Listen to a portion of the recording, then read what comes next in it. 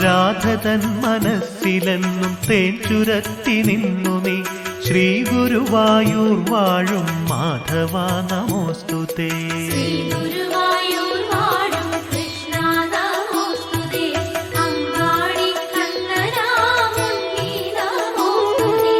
ആലിലയിൽ സാഗരങ്ങൾ നീന്തി വന്നൊരുണ്ണിയായി ശ്രീ ഗുരുവായൂർ വാഴും ശ്രീധര നമോസ്തുതേ.